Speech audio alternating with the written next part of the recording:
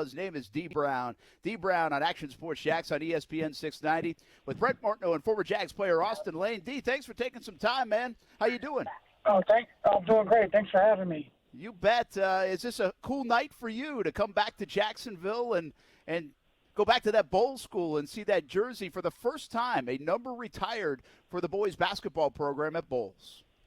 Yeah, it's very exciting. When I got a call last January from the school and saying that they wanted to retire my number, I was very honored, very excited. Couldn't believe it. It's being from Jacksonville, going to Jacksonville University, just being a hometown product, to have your high school jersey retired and be the first basketball jersey retired is a great honor. It makes you feel like you obviously was a part of the framework of growing the program. I went to 3 Final Fours, 3 championship games, lost all 3 years. I wish I would have won me the state championship. But a couple years after that, the team won a couple of state championships. But just to be the first player to have their number retired is just a great honor. I had my jersey retired at Jacksonville University. Mm-hmm. I got a key to the city, but this honor is probably the best because it's kind of the beginning of the start of Dee Brown's career. That's awesome. Well, and Dee, I got to ask you, man. So, obviously, when we're talking about jerseys, especially in high school, a lot of kids don't get to pick their number. You're just kind of assigned a number, kind of like I was in playing high school basketball. Yes. But with you, obviously, I mean, you've always had the skill set. You're going to be special since day one. So, did you get to pick your number? Did you change numbers? And is there any kind of significance to this number that's getting retired tonight? No, you know what? The funny part, I didn't get a chance to pick my number because I didn't make varsity till halfway through my sophomore year. And so I got assigned. I think that was my JV number as well. So, I played JV as a freshman.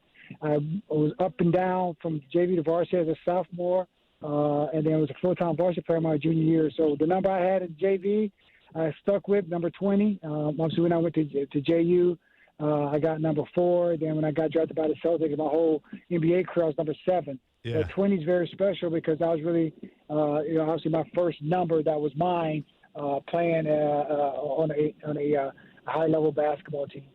Dee Brown with us on Action Sports Jax on ESPN 690. Very cool night at the Bolles School as his number will be retired.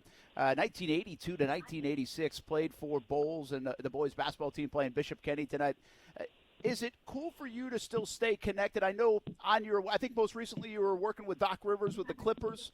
So obviously your career takes you elsewhere. I think you live outside Atlanta, but your folks still live in Arlington, if I'm not mistaken. So how important has it been for you to at least somehow stay connected to Jacksonville? Yeah, it's been great. Like you said, my mom and dad still lives here. My sister lives here, so I still have that obviously connection with my family in Jacksonville. Going to Jacksonville University, I'm still connected to their program on the men and the women's side. I had a chance to come back to Jacksonville last year and spend some time with their programs. So to be connected again back with Bolles, I remember when I first got drafted by the Celtics, I had a basketball camp in the mid '90s at Bolles High School. So again, I try to stay as connected as possible with the school, but it's, again, to have your number retired and just to be a part of something that kind of started the trend for Bolles basketball. And it also helps with social media, with Instagram and all the different platforms. I get a chance to connect with the team and watch them play and see the players through their programs, grow up and get offers and go to school as well. Dee, it's funny, you're from, I'm from Rhode Island, so I'm a big Boston Celtics guy growing up. So, when you're playing for the Celtics, let's see, I'm probably like 14, 15 years old. But I always tell Austin, and we kid all the time, I watch Larry Bird every night, go to bed every single night. Yeah. And, from Tommy Heinsohn, obviously we lost this year. And, Sam Jones lives in town. And so I used to see his name up there on every, graphic that showed the records of the Boston Celtics.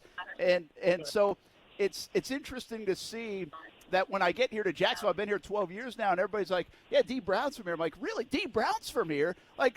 That's like, holy cow, that's pretty cool. I remember watching him all the time. And, of course, everybody remembers the slam dunk of 1991.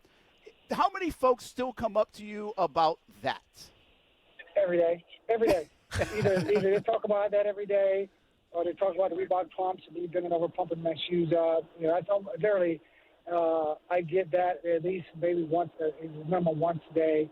And listen, people still talk about it. It makes you feel great that people remember you for that. And again, I got a chance to play with those great players in Boston with Larry Bird and Kevin McHale and Robert Parrish, and playing Old Garden and be around Red Auerbach for an extended period of time before he passed away, and all those great players you just named. Ty Heinsohn, Casey Jones, JoJo White. I got a chance to spend quality time with them. So the kid from Duval County, from Jacksonville, Florida, that went to the Bolles School, got a chance to play with some legends, and hopefully etch his name into people's minds where we can still talk about him and the things I did in my playing career in the NBA. Can you still do that dunk? No. No. I tried it. Funny, I tried it because my oldest daughter, she plays in the WNBA. She plays for the Minnesota Lynx, and we were outside joking around one day, and we even put the basket down to like 8 feet. I tried to dunk. It wasn't pretty. So I just gave it up. I tell people I had hops. I just got hopes now. So it's good. I always had hopes, Austin. Never hops. No, listen, D, and I'm not sure if you're still sponsored or anything, but those Reebok pumps had to weigh like 20 pounds a piece, too, on your feet. So the fact that you got up there that high was super impressive. The only other question I have for you is that no-look dunk. Was that always preconceived that you're going to do that, or is that kind of a spur-of-the-moment thing at the end there? That was a spur of the moment. Never practiced that dunk. Never did it. My whole mindset was I wanted a signature dunk. I wanted a dunk that people would talk about. People talk about Michael Jordan winning contests, was taking off from the free throw line, or Dominique Wilkins doing a windmill. I wanted something that people identified that was my dunk that nobody ever did before, and I basically made it up as I was running down the court to do the dunk. And I was like, man, I hope I make this, because I definitely can't shoot the basket. So it was, either we've been talking about like we are now, saying, wow, that was a great dunk, or remember that guy that went to Jacksonville University, went to Bolles, that hit the side of the backboard because he missed the dunk? Yeah, that guy. So I'm glad I made it. Yeah, that was awesome. No doubt about it. And they remember you for it. We remember you for it. And it's pretty cool that you're from Jacksonville, and Arlington certainly is proud of you. Let me ask you one more question. I know you got to go. You got to go to a thing at 5:30. So I appreciate the time. And awesome night for you and your family. But I'd be remiss if I didn't ask you about the NBA. I'm going to leave James Harden out of it. But the NBA as a whole right now, it is just littered with stars. Like, again, it kind of feels like when I was watching you and the Celtics and the Lakers and the Pistons and the Bulls.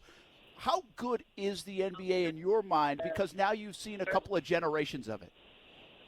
Yeah, I mean, it's a lot of stars. And again, you've got so many platforms for these guys to be seen.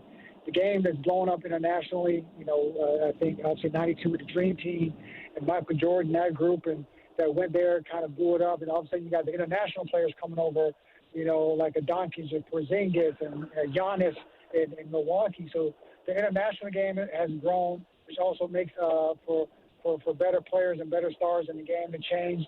And you just go down a list. You got obviously the Golden State group with Steph Curry. In LA, working with the Clippers with Kawhi and Paul George. So there's just so many great players, which makes it. I mean, you can't forget about LeBron James. There's just so many great players, and it makes you for good basketball. For a few years, everybody was trying to chase Golden State. And I think now, because of injuries and because other teams have ramped up, it's back to, who's going to win? Who's going to be the healthiest? Who's going to, have the best chemistry at the end of the year to win a championship? But, it's great to see the game. Hopefully everybody stays safe through this pandemic, and we get to a season to see another champion crown. Dee Brown with us on Action Sports Jax on ESPN 690. Dee, great to talk to you, man, and glad you're back in town, and you've earned the honor. So enjoy the night tonight at the Bolles School. Thank you. I appreciate it. Thanks, guys. You bet. That is Dee Brown. And you do